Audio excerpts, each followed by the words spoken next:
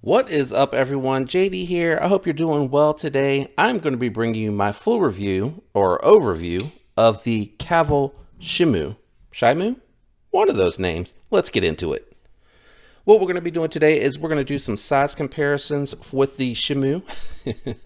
And then I'll go ahead and jump into my thoughts and impressions on this cool little knife. All right, so let's go ahead and start with those size comparisons really quick so you can get an idea of the size of this knife. First, we're going to bring out the CJRB Echo, and we're going to bring out my recently acquired at Blade Show Syncut Serene. Nice full-size comparison, under $50. I like that a lot. But as you can see, this is definitely a small knife. Let's go ahead and move the Echo out of the way. And we'll go ahead and bring in the Benchmade bug out. I'm going to move the Serene out of the way.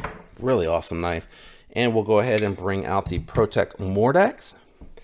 And there's a great reference if you're familiar with those two. Move the bug out of here. And we're going to bring in the Demco AD 20.5. And move the Protect Mordax out of the way and bring the Spyderco Shaman over. So there are some of my regular comparison knives, but really quick, I do have just two more that I think will be really helpful.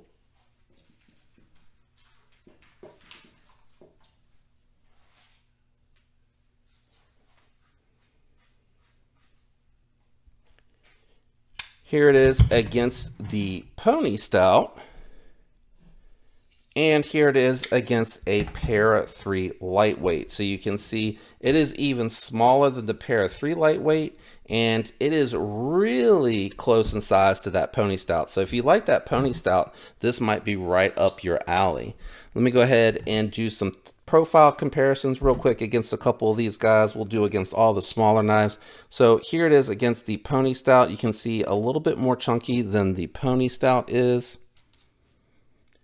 Here it is against the bug out, and as you can see, it is definitely just thicker overall than the bug out, and it's going to be the same with the Demco AD 20.5. Real quick weight on this, because it does feel kind of heavy for a small knife. I'm thinking it weighs more than the bug out, probably in the 3-ounce range. Yeah, so coming in at 2.9 ounces, it definitely feels like it weighs more than the bug out, because the bug out I think is 1.9 right now. But this is a sweet little pocket knife. It has a flat ground blade, Tonto shape, really sharp edge from the factory. Definitely feels a little bit more like a pry bar to me. It is relatively thick for such a small knife. It has a beautiful finish on the titanium handles. I really like that a lot. Milled out on the inside to try to reduce some weight on the show side. Doesn't look like, yeah, there's a little milling on the top here on the lock bar side. Titanium backspacer, really small, thin titanium pocket clip, but it does work. I did test it. Goes in the pocket just fine, comes out just fine. Access to the lock bar for such a small knife with a 20% lockup is really good. I can get in there even with my big hands, no issue whatsoever. Really tight fit for that reverse flick. I almost lose my grip on it because of the smooth finish on the titanium. To do that reverse flick, I cannot get in here at all to do a thumb flick. And with that top flipper, there should be no reason, even if you are not holding it correctly and you're trying to hold it in the same position that you would hold the knife to cut, you're still going to be able to flip that. I always say the correct position to front flip because it's just for fidget. It is not meant to be a preferred mean of deployment in my head, in my mind, and in my opinion. Right here, locked in, fingers locking it into the pad of the hand, bam, flies right out.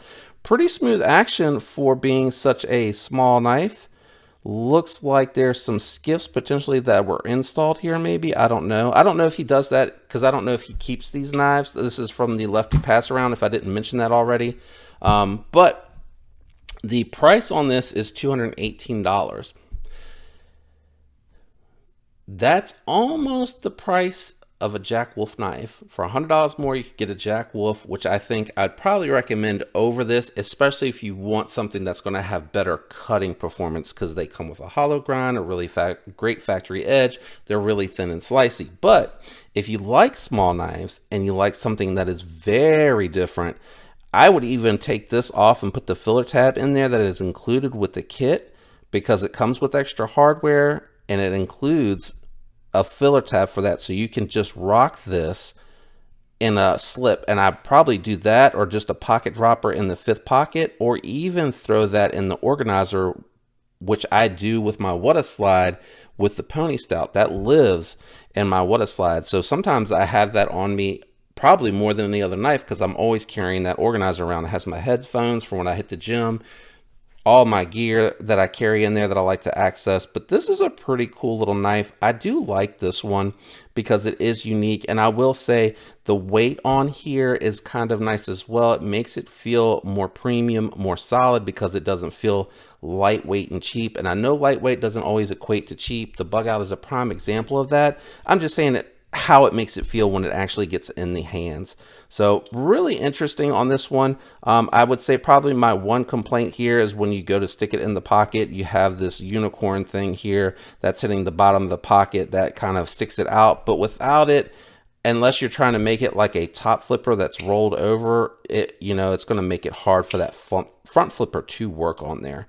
But I appreciate Lefty sending this around to the group for everybody to check out. It's a really cool knife. I almost forgot the details on that pivot. That is really nice. I like that. It's very unique looking and very different from anything that you see on there. All the hardware on here appears to be T8. I did not test that, so let's do that really quick. I am going to pull out my micro mark and grab my T8, because I knew I forgot to do something with this review, and it was definitely checking the pivot size. And I don't remember in the video that I watched on this one if he had already checked that. So T8, yep, T8, T8, yeah, and they look like it. They look like they're all T8, and they look like they're the good hardware bolts, like what you see on Wii and Civivi, nice and deep in there, so that you can get the actual torque bit in there nice and deep, so that you don't have to worry about it stripping, which is always a good thing. So $218. You let me know in the comments, would you spend $218 on this? If so, why?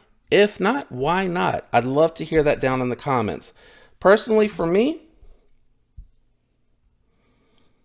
I don't think I would carry this one over some of my other options. I love my Pony Stout. I love my Jack Wolf. I love my Hedgehog from QSP. And to me, that's what it's kind of competing with. And I say the Pony Stout, but the Pony Stout is a budget knife. I know that there may be a premium variant, hopefully with some fat carbon and camo carbon scales, and like a 14C 28N blade or something like that. I mean, I know that's not premium, but you know, 150 bucks, that would be a sweet pickup, right? But anyway, back to this knife. There's too many other things in my inventory that this would compete with. So outside of the fact that I think it looks good and it's a really well-built knife, it probably would not see any time in my pocket, and it would not be for me personally. But I actually want to hear from the folks in the comments what you guys think on this one. That would be what would be most interesting for me in the takeaway on this one. I know this one's a little bit shorter. Hope you liked it. Shout out to everyone out there that leaves the likes, the comments, and is subscribed. I appreciate each and every one of you. I love you guys. I hope you have a fantastic week. Until next time, peace.